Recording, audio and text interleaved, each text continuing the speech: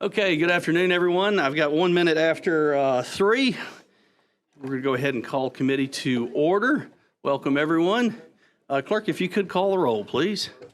Senator Albritton. Senator Carnley. Senator Coleman. Senator Gudger. Senator Hatcher. Senator Hovey. Senator Kelly. Senator Coleman-Madison. Senator Chambliss.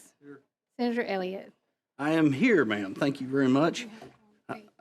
Excellent. Okay, so members, just so y'all know how I like to do things, so we're going to explain what we're going to do ahead of time and then get into the weeds.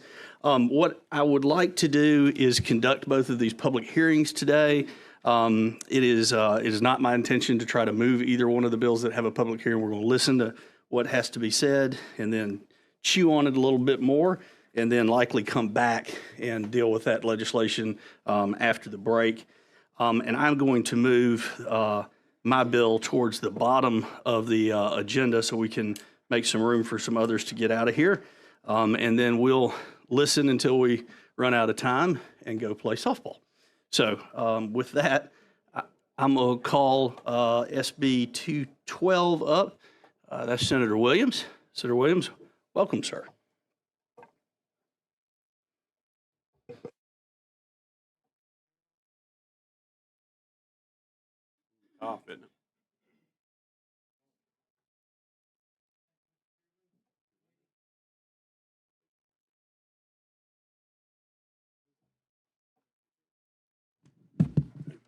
Thank you, Mr. Chairman and committee. This is SB 212. This bill proposes an amendment to the Constitution of Alabama of 2022 to remove the real property owned by the University of Alabama incorporation limits of municipality of the corporating limits of Pritchard. I think we got a lot of people stand up and talk about it, so. You and I are popular today, Senator Williams.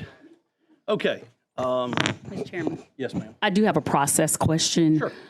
Because when the members start asking questions, that could end up taking up a lot of time. So on process, just some members, I'm one of them. I got a lot of questions on this particular piece of legislation. So for process, Are we going to allow the entire public hearing to occur and then we do questions, or are we asking questions during the public hearing? What I'd like to do, and unless there's some objection otherwise, what I'd like to do is hear from the public and then ask questions either of the public or of the sponsor, and we can do that. But they may answer some of our questions that we've got or give us more questions to ask. So I'd like to proceed with that if we can. Everybody good with that? Okay, very good.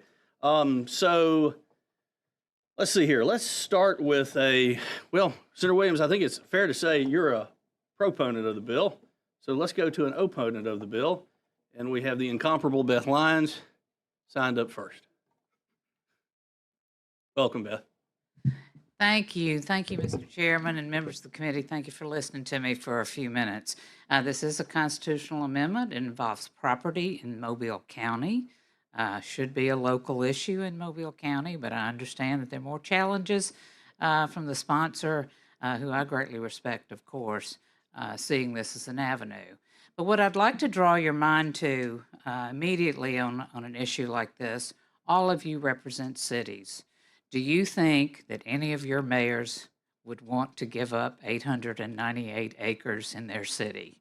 And this is a de-annexation bill. It would take property that is in the city of Pritchard and put it in an unincorporated area outside the city of Pritchard.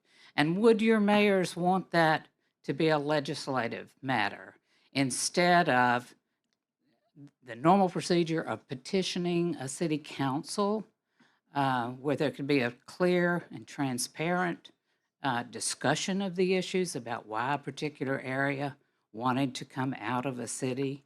And would you prefer that, or would your mayor prefer that the legislation come from a senator, even as esteemed as he is, who does not represent that area?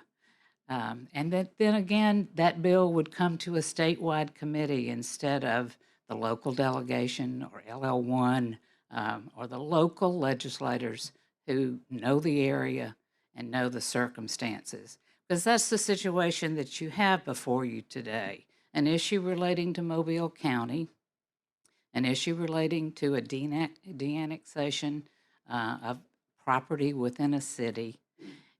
And I wonder if you've thought about the precedent that this may set for you, and that if that happened to you, I don't think your mayors would appreciate it, and I don't think that you would.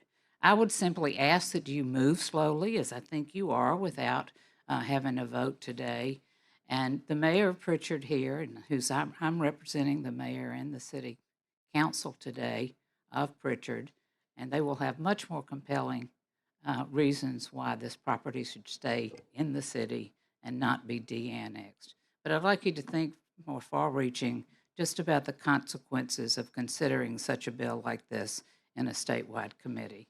And I appreciate very much you listening to me, Mr. Chairman, and members of the committee. Thank you, Ms. Lyons. We appreciate you. A proponent of the bill, we have Dr. Lonnie Burnett. Dr. Burnett, if you could come forward. Welcome, sir. Thank you, Mr. Chairman. I'm the president of the University of Mobile. And two corrections, the senator referred to the University of Alabama. We're not taking Denny Stadium. It's the University of Mobile in Pritchard. And also, Ms. Lyons, he is our representative. He is our state senator. He is our representative. I became president in 2019 at the university. And as all new presidents do, we talked about expansion.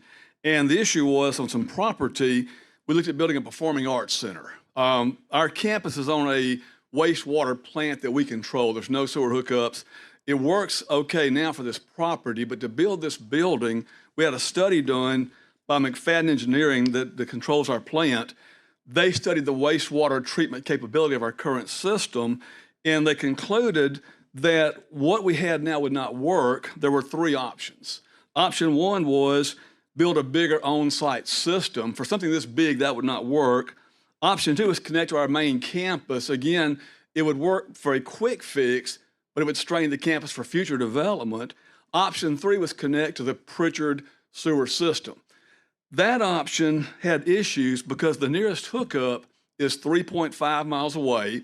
It would cross three jurisdictions, Pritchard, Mobile County, and Saraland. In their report, they said, and I quote, "This is extremely cost prohibitive." So we were out of options on what to do. We enlisted Senator Williams just for advice. We talked to experts. We had questions with the local officials, and to try to find a way to solve this issue.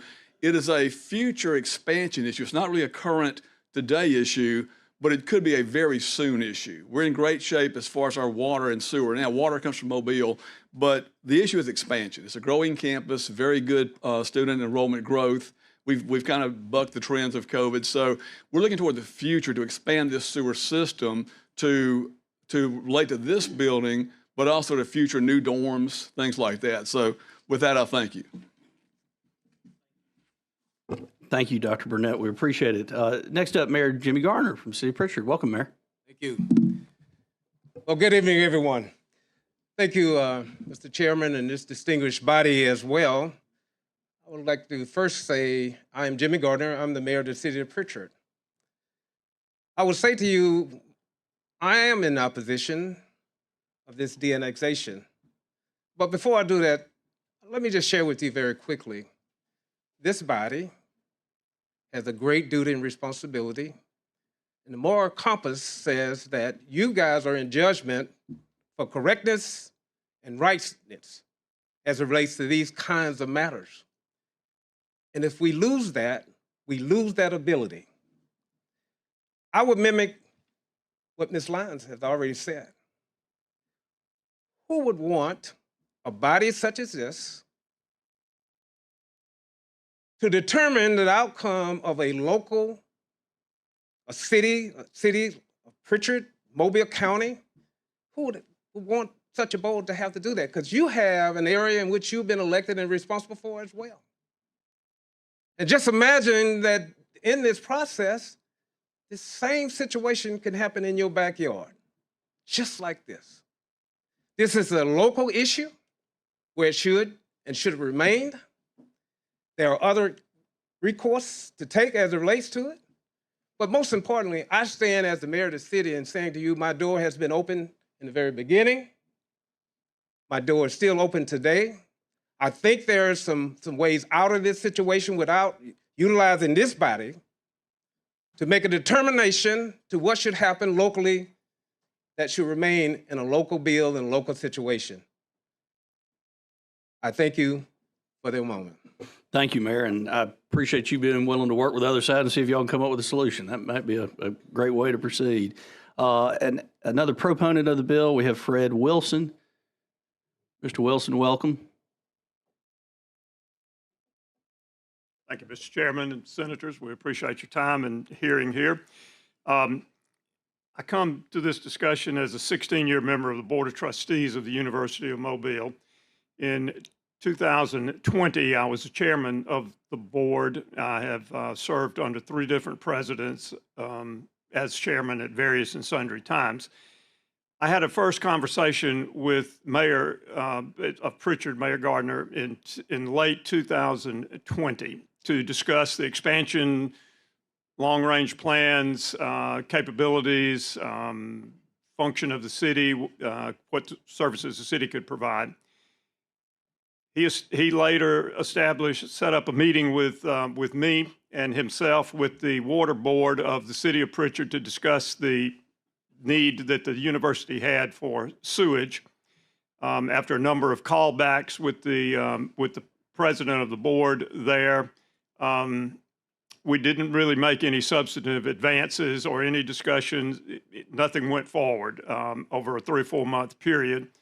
I had no return calls. I could not get in touch with anyone at the sewer board to further discuss what we had met about, and we sort of hit a roadblock there. Dr. Burnett and I met later in 2021 with Mayor Gardner, and as he said, he has a very open door, and we appreciate the relationship that we've had with Pritchard. There's just a limit to what the city can do. You may ask, why is this a statewide amendment? The University of Mobile has students from 32 counties, 33 counties across the state of Alabama. Our largest supporter, private supporter, is the Alabama State Convention, which is statewide. So we are a statewide and region-wide entity. We are not a local entity. We have had many conversations with the city. We have had conversations with the water board that have proved unfruitful and unproductive. And so we have moved from that point to the next step in order to try and find something that is strictly in the interest of the betterment of the University of Mobile. And that's why we're here today. Thank you, Mr. Wilson. We appreciate it very much. Next, we have an opponent, Council Member Stephanie Norwood. Ms. Norwood, welcome.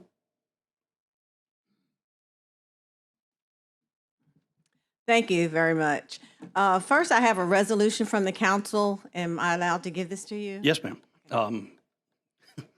Garland, read and receive the. Thank you, ma'am. Thank you. So I am here in total opposition of this move to de-annex the University of Mobile. As you said, I am the councilwoman for this area. This college has been here for like 63 years. It is a landmark. It is very well loved by the community. In fact, the community was built up around the college, and it is called College Woods. We as a city, we service the college. We recently, within the last 8 years, we've paved all the roads. We keep the culverts out. We don't provide water or anything because they get that from another community. But all the other services, fire and police, literally there's no crime there. They've had like 9 calls for fires. The response time was excellent. The fires were put out very quickly. And this university, to lose it, would hurt us very, very much. Okay, this community loves it. In fact, my first community meeting was there. We work very well with the university, and I am requesting that you all move slowly and really listen to the community and the government. Also, I want to say that as the council, we were never notified of this bill. We weren't communicated with at all. And as a legislative body, we should have at least been communicated with and addressed. And so we were pretty much blindsided. Thank you. Thank you, Councilwoman. Terry Harbin is a proponent of the bill. Terry, welcome. Terry, I first met you about 25 years ago, and I swear you look exactly the same as you. I think I had brown hair. Other than that, maybe. Yes, sir. Nice to see you, Mr. Chairman. Thank you very much for allowing us to be here today.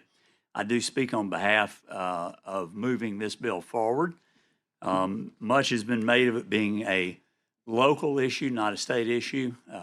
When we spent some time looking at strategic planning and growth that Dr. Burnett alluded to, we believed and came to the conclusion that we were not going to be able to get the supporting services from the city of Pritchard that we would need.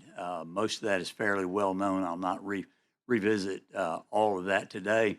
But I will say this, while the mayor's door has been open, we actually hired a local law firm, Adams and Reese, to consult with us on all of the right ways to do this. And I have contemporaneous notes of all of those meetings with me today. This began back in July of last year. We did reach out to the city of Pritchard through their attorney, and Mayor Gardner said he was not interested in us moving forward with this, and he would fight it all the way to the Supreme Court. And so we did not approach the council after that. And you are correct. Y'all are the legislative body, and that might have been a mistake on my part.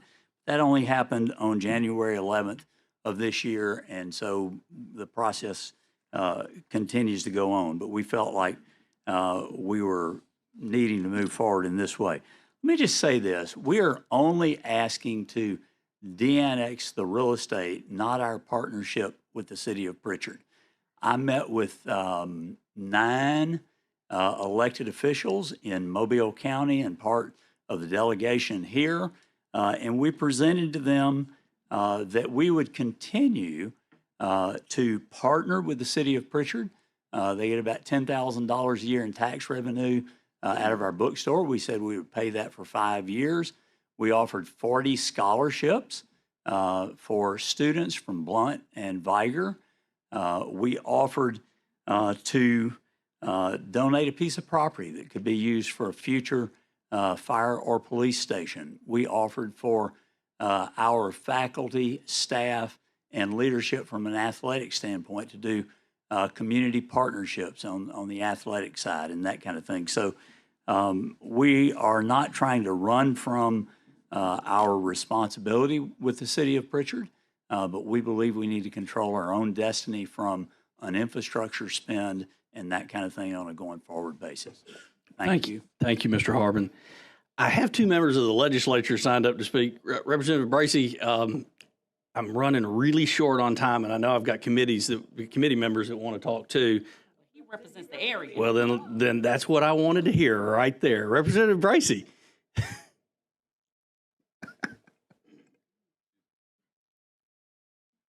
Thank you, Mr. Chairman, and ladies and gentlemen. Thank you for allowing me to speak because this would be the only opportunity I would have to speak because the House sponsor with the companion legislation for this de-annexation does not represent the University of Mobile. I do. And this would be one of the only opportunities that I would be able to address this. So thank you for giving me that opportunity. I want to stand here in full opposition to this.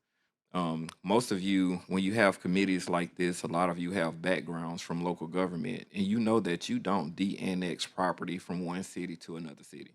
And we know that that's what the goal is here. The goal of this is to de-annex the property from the University of Mobile, from the city of Pritchard, so it can become the county and eventually go to Saraland. That's not something that we're in favor of. But what I am in favor of, and I've had the opportunity to speak with Representative Ingram, with the other committee, and we've had the opportunity to allow the mayor, Councilwoman Norwood, the president, and a member of the Board of Trustees which moved the legislators out of it the opportunity to try to work some things out, try to get a solution to this matter, since everyone have not had the opportunity to be at the table. I think it's very important to allow them the opportunity to try to work these things out.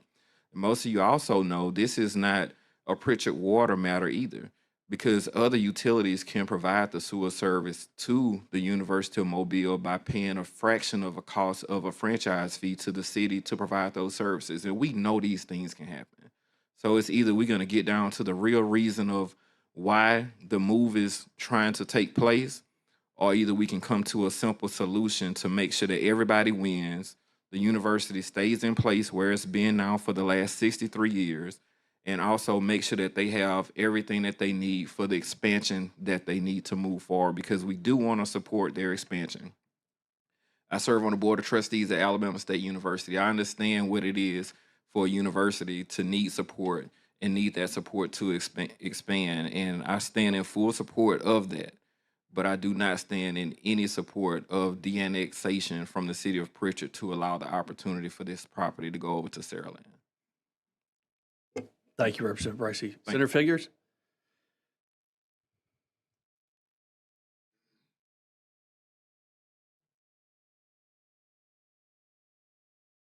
Thank you, Mr. Chairman, Yes, ma'am. Senator Elliott, and to this distinguished committee. I stand here to try to bring peace with this issue. I heard Mr. Harbin say that he met with some of the local delegation members. I was not one of those members. Maybe it was during the time when I've been sick, as I try to work this out. I too am a member of the Board of Trustees at Jacksonville State University. So I understand the university's desire to build that university and expand. But I also believe that where there's a will, there's a way. And I think if everyone at the table is willing to give a little and take a little, we can come to a resolve where everybody can be on the same page. I have to admit that it has been my understanding that annexations and de-annexations are dealt with the local piece of legislation, where the people who are affected by what's getting ready to happen would be the voices that would be heard on that issue, not the entire state of Alabama. And as you know, we have enough problems with amendments on these ballots as it is, that people don't understand what they are about, and they end up, just voting or not voting at all. And then the people who it really affects are the ones who get hurt. So I would just appeal to this committee. I know you're not getting to Senator Williams, who is the sponsor of this bill, that we just slow this train down. We are here until May. There's plenty of time to do what needs to be done. But I think that everyone needs to feel that they have been treated fairly. And I have also served on the city council, so I know how they feel as well. I've never been a mayor, but I know I can imagine how you must feel too, Mayor Gardner. So let's, I'm hoping that everyone can take heart, and let's slow down, let's get together and work this thing out. Thank you, Mr. Chairman. Thank you, Senator Figures. And I think you bring wise words to us today and to both parties. Senator Coleman, you're recognized. Thanh you. I didn't even barely have to raise my hand. I knew it was Mr. coming. Chairman. I knew it was coming. So I 3 points if I'm trying to keep myself, because brevity is not always my strong suit. Y'all know me. And so the first point that I wanted to make as it relates to the argument that the university is using of why they are doing a statewide bill with local application instead of doing a local bill. I represent Miles College and have represented them for the 20 plus years that I've been in the legislature. We wanted to, at one point, designate police powers to the officers on campus. Although we have a student body that is from all over the state of Alabama, all over the country, and even international students. But that bill was done at a local level. For the local legislators that represent the area to help make that decision. It was not a statewide bill with local applications. So if I was not being streamed in some other stuff, I would actually say what I felt about that particular argument. It's just not a good argument. The number 2 point, as far as professional courtesy as a body. When I first got here, right before I was elected, there was a de-annexation from the city of Bessemer that I currently represent into the city of Hoover. Done at the legislative level, city of Bessemer, you remember that one? The city of Bessemer officials upset about a devastated prime real estate property. Prime real estate property. From that point forward, we had a professional courtesy with each other that we would not do anything like that again. And I have not seen anything like that done again at this legislative level when it comes to these de-annexations. So much so that last year, I represent the city of Lakeview. And a portion of the city of Lakeview is in Tuscaloosa County, not even in I just represent a portion of the city. The gentleman that represents the majority of Tuscaloosa County came to me, professional courtesy, for me to also sign off on that. And I don't even represent that area. He does, but we share a city. So the level of professional courtesy did not occur when you didn't have a conversation with Representative Bracey. We shouldn't do that here.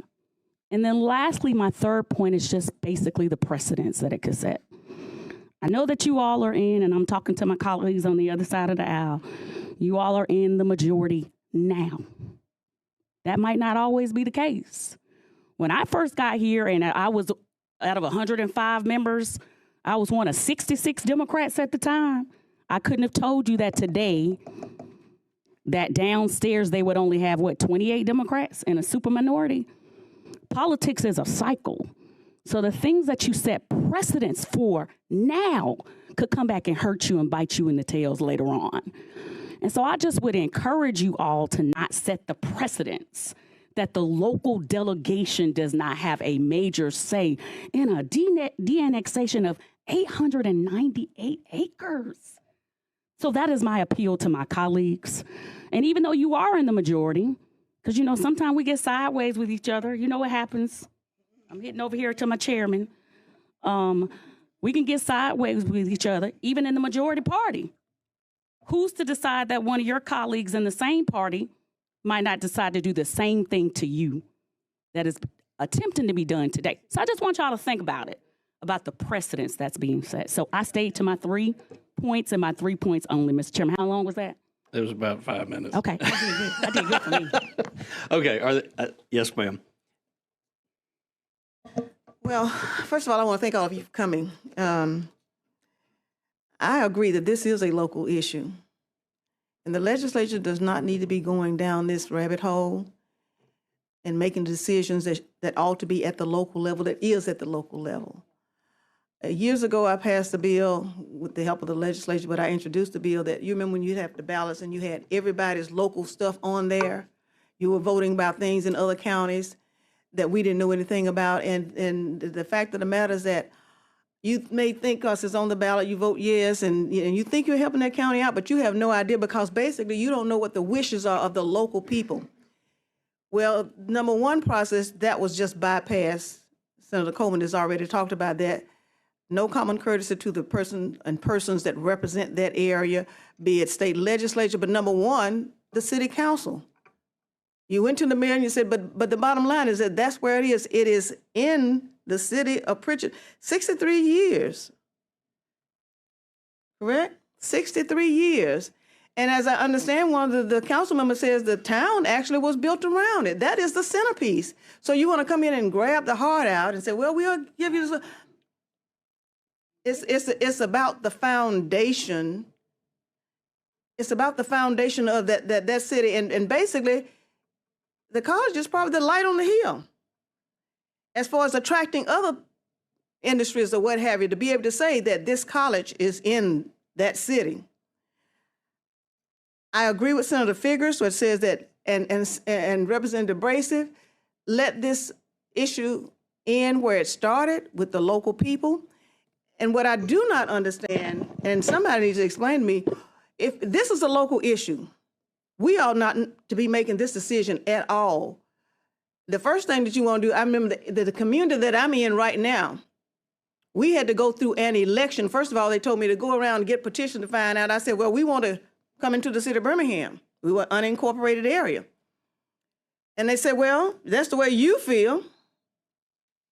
How many of your neighbors feel the same way? Get petitions to get enough people to sign. So that's what I did. And once we got that, then we had to have an election by the people. It ought to be an election of the people if you're going to do that, if you cannot work it out.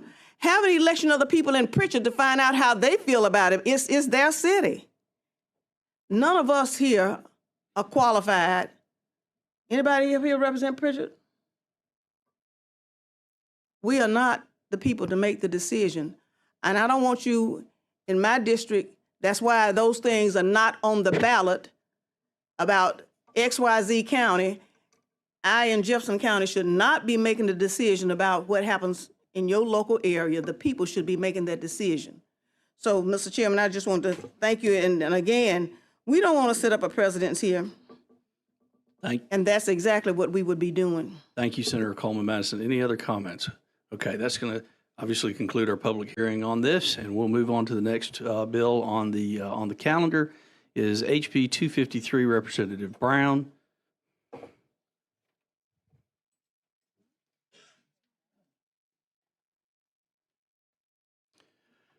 Representative Brown, we're on a clock, so as expeditiously as possible. Sounds good to me, Mr. Chairman. We Yes, got sir. a ball to play tonight. I've got House Bill 253. It's for the Port Authority. And what this does, it just reaffirms the Port Authority status as a corporate entity and allows them to act in the same manner as universities for hiring purposes. Very good. Do I hear a motion for favorable report? Do we have questions? Okay. Well, let's. Quick one. Yes, Just ma'am. a quick one. Just on page 3, when it specifically, in it 67 and 68, when it talks about the contribution portion and treating it as non-merit, but in addition to what you just talked about, the hiring portion. Right. So Well, are we taking it from merit to non-merit? That's the question I have. currently, they have 530 employees, and there's 150 of them that are still under the merit system. And what this would do would be allow those 150 to come out from under the hiring side of the merit system, but they would maintain under the state retirement system and the state insurance program. Ooh, boy. What the reason behind that? The reason behind that is because the Port Authority is unique in that they're competing daily against global entities across the board and the private sector. There's multiple people that I know that the Port Authority was interested in hiring, but they weren't able to compete on a package side.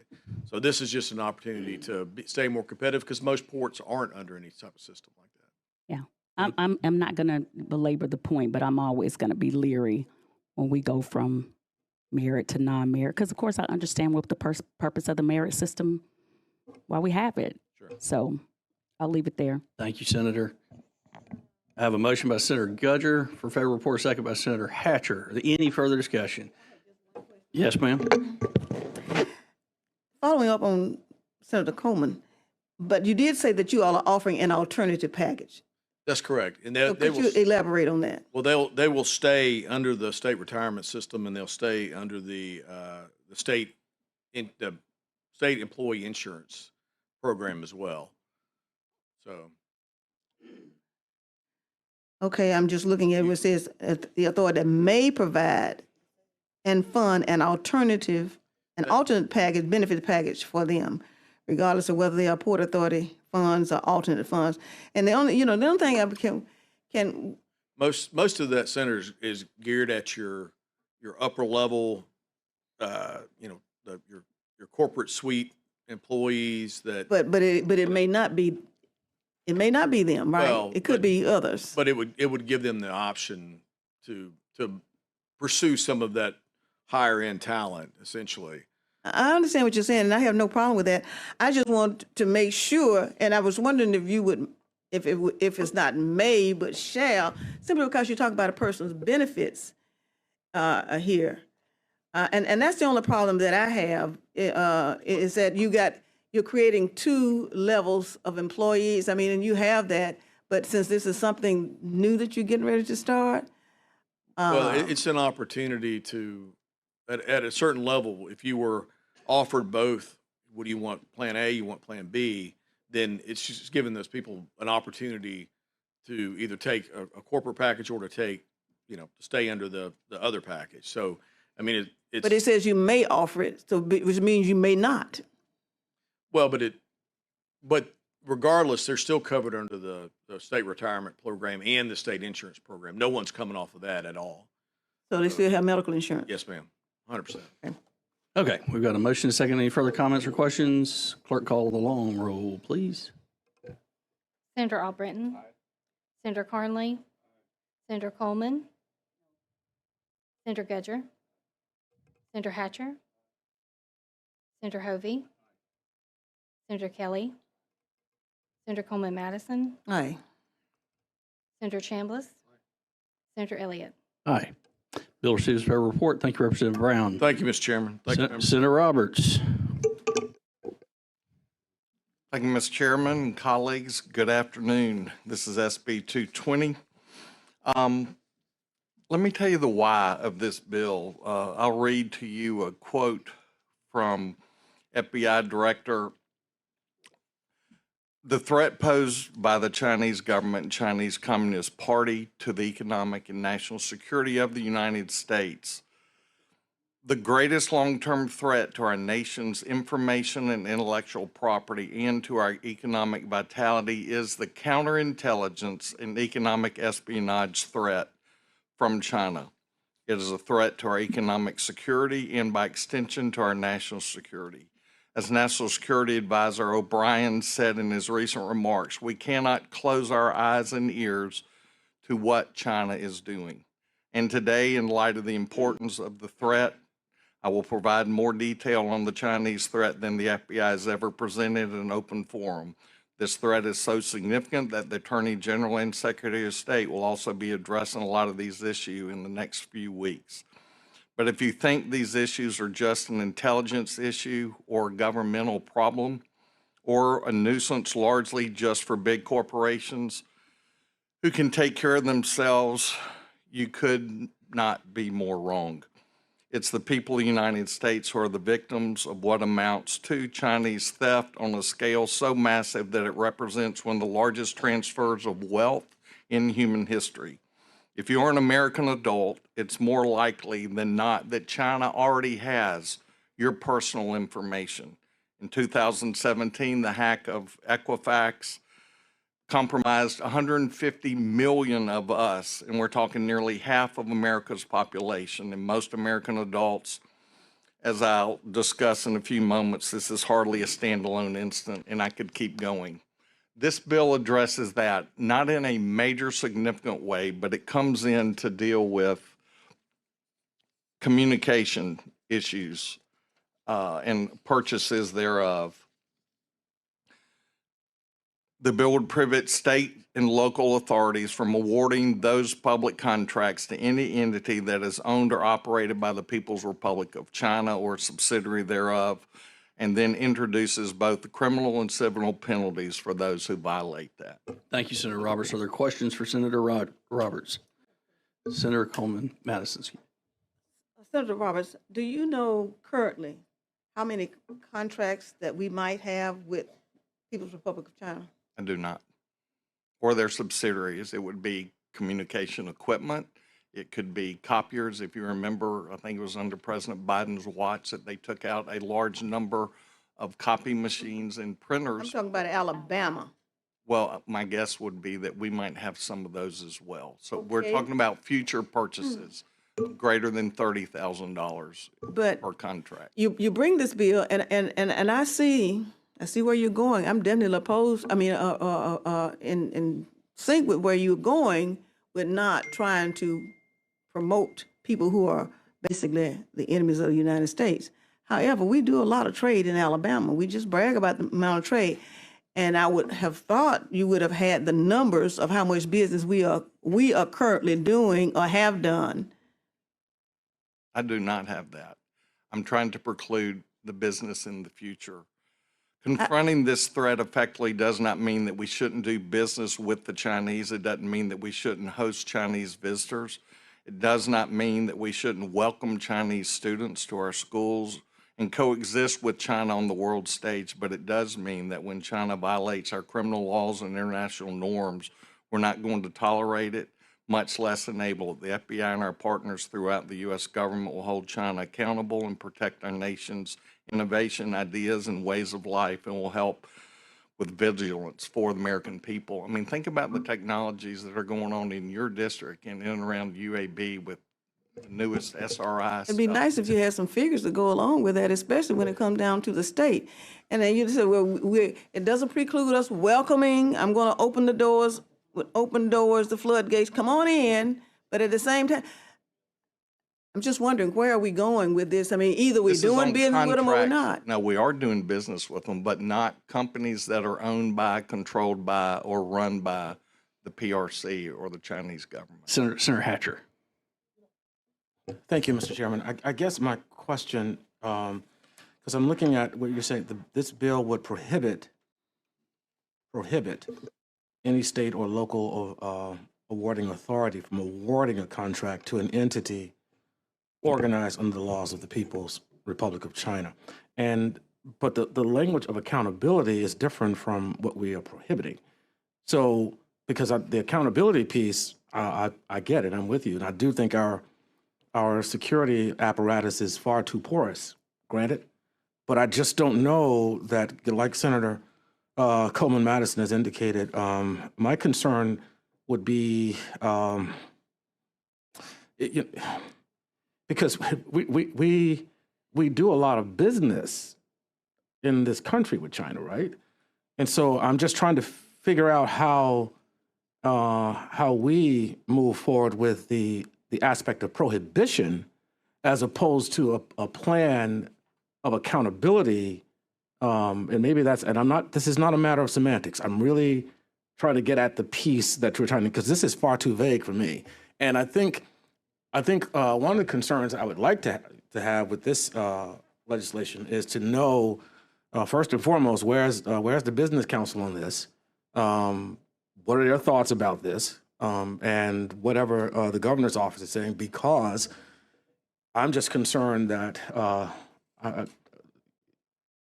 We're talking about communication equipment. We're not talking about bicycles, clothing, writing utensils. We're talking about electronic communication. and that's equipment. huge. It is. You know that is huge. So anyway, thank you, Mr.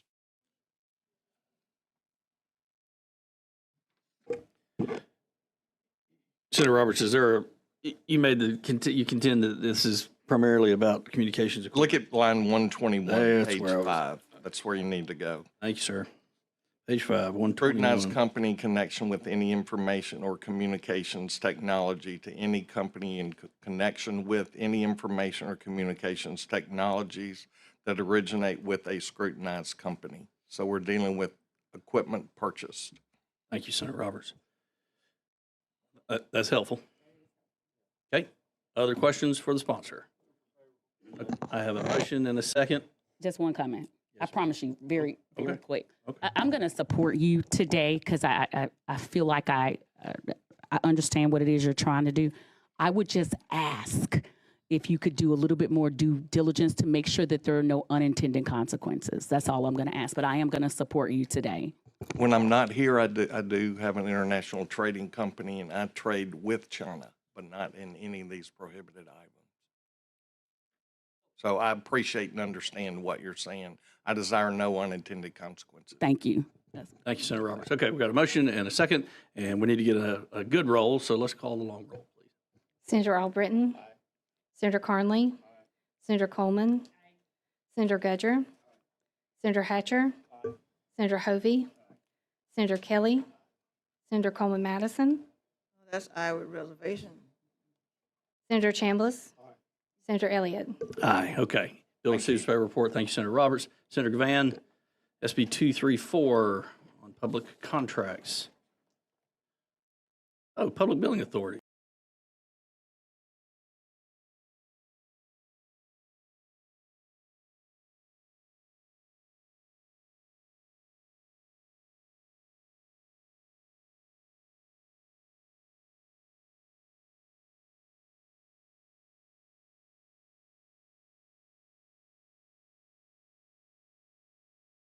is not in this category. Our board is a standalone state agency managed by our board members and the executive director, which is me. I am a part-time state employee, and my position was created with the help of state personnel. I am also the sole employee of the board. Our board had its review by the examiners and by the Sunset Committee last year. Our examiner's report identified 0 deficiencies, and we received many positive comments from the Sunset Committee members. The full Senate approved our 4-year reauthorization on February 29th, and that's currently pending in the House. Our board operates in a very efficient and economical manner. No one and no entity is making any money. Our revenue consists entirely of licensing fees, and we routinely return funds to the Treasury. In the last fiscal year that was reviewed, we had revenues of approximately $79,000 and expenses of approximately $63,000. We are 100% focused on fairly applying our state law and rules and regulations in the licensing of court reporters and on serving our licensee constituents. I would say if anyone or any department can operate this board more cheaply and efficiently than we are doing, more power to them. Senator Elliott, I'd like to close by giving you a positive shout out. When I was at the Contract Review Committee meeting in September to get our legal services contract renewed, you had copies of the examiner's reports on all the boards that were on the agenda of that meeting. And before I left the lectern on our contract, you commented that our board was operating exactly as you all in the legislature wanted us to. You were kind to make that comment. I agreed with you then, and I still agree with you. Mr. Chairman and members of the committee, I would respectfully request that the Board of Court Reporting be removed from the list of boards to be moved to the proposed consolidated function. And thank you all very much. I know there's a line of people behind me. If you have any questions for the Board of Court Reporting, I'd be happy to answer them. Victor, would you be willing to run a state agency? A big one? Thanks for coming. Thank you. Thank you. I'll pass on that. I thought so. Thank you all very much. Yes, sir. Absolutely. Okay. I've got a lot more opponents in here, and we've got some staff that wants to talk too. So I'm gonna split this up, and y'all just go with me on this if you don't mind. I've got some questions that I want to ask for staff, and then I want to balance that out with some opponents of the legislation as well. So, Ms. Riddle, thanks for coming. She hates doing this, y'all. So, well, I asked her to do this, and she's did she say no? She didn't say anything. She just looked back. So I've asked Ms. Riddle to be here. Ms. Riddle is intimately involved in reviewing, auditing our state agencies, our counties, our local governments, and of course these boards as well. And so she's been intimately involved in preparing the reports that we see. And like Victor mentioned, the examiner reports. And I know if y'all ever want some nighttime reading, they're really well done. And it gives you a really good look of what's going on in each of these boards. And sometimes what's going on is not all that great. And so I want to talk to you specifically and ask you a couple of questions. And I'm not asking you to testify in committee, but rather just answer some questions. And then if any other members have any questions, we'll balance that out. So Victor mentioned several of the private entities that run these types of state boards. So this is a state board with the authority of the state of Alabama, run by a private company, private for-profit entity. And so my question is, how many of these boards are there with these private administrative services contracts? I think my last recollection of a count is around 23 to 25 of them. Okay, and so they're essentially a state agency, and 23 to 25 of these that are being run by private companies. If you want to expound on any of this, you can. Just don't feel it's not a deposition, I promise. Probably won't. Okay. Okay, so how's the compensation for these boards reached? And I know it's all different because you're running 25 different boards, but how are they compensated? Are you seeing things built in that are automatic escalation clauses or things like that? Yes, well, you pay attention in contract review. For the private management companies, most of them, they do come through contract review, professional service contract. We've worked very closely with the CPO's office trying to get those RFP correctly moving forward. Those RFPs are done, and there's a proposal submitted by the companies, and they propose the amount of money. In those, there happens to be escalation clauses, generally around 5% for every year that company keeps that contract. Those range anywhere, I've seen $40,000 to $500,000, $600,000. So it depends on the size of the board and a lot of different things and what those management companies are providing for that board. So there's a lot of factors that go into that number. Thank you. If anybody's got any questions for her, y'all jump in. Okay. Do you typically see one of these private management companies or any of these private management companies that are managing multiple boards, right? So are they stacking these boards so that they're managing a bunch of different or disparate boards? Most of them are. There's a handful that there's private management contracts with, and they're just really doing one, but the majority are handling multiple boards. Gotcha. Thank you. And this is, members, as I go through contract review committee and see these contracts and these dollar figures, you start to look at this and realize there's a ton of money at play here, and a lot of different. Well, anyway, there's a lot of money at play here. How are these boards typically structured when it comes to employees and their duties? I mean, I had a colleague ask me earlier. He explained this to me. Are these boards? Are these state agencies? What are their authorities? And I guess I'm asking you to do that both for the folks that are run by private entities and then the folks that are run by state employees. And how does that work? It is all over the board. Some pretty much contract for their full services, some contract for some services and provide there's a state employee also assigned for that board that's under the merit system. Some use the AG's office for legal counsel, and these are more your private. Some have private legal counsel and contracts that come through contract review. It is really all over the board, and I guess that's negotiated with that specific board that they're into that contract with. And so when we say administrative services, we're not just talking about pushing paper necessarily. We're talking about investigators that are private, that are acting as state. In some instances, yes. Some are real employees, state employees. Some are not. Gotcha. Yes, sir, please. Thanks. On some of those boards you're talking about right now, whether it's the executive director or the employees of those boards, authorities, agencies, commissions, are they under the ethics law? No, not under the law per se. Now, the governor's executive order that came out in the past year, I think alluded to the fact that they should hold themselves to that standard and be subject to the ethics law under that executive order. But generally, no, those executive directors were not held to the same standard as me, a head of agency. Yep. Senator Coleman. Thank you. So I want to first commend the chairman for the amount of time and work that you've put into this.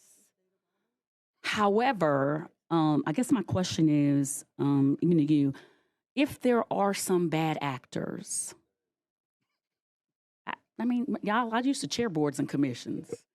So if there are some bad actors, is there a way that we could have just spanked the hand of the bad actors as opposed to a full overhaul, especially when we have this amount of people here that are coming to try to say, can you take us out of it? And just wondering, was there another way? So I'll tell you, in one particular instance, and this body's passed it, the Sunset Committee can dissolve the board. Yep. And so that typically is a nuclear option. We may rename it the Gudger option. But, the thought is we can see here what's going wrong. If you read the examiner's reports, you can see a lot of where the problems are. That's one thing. Two, there are clearly some efficiencies that can be gained in some of these instances. And so combining the two seem to achieve that goal. Now, it does create a fairly substantial piece of legislation.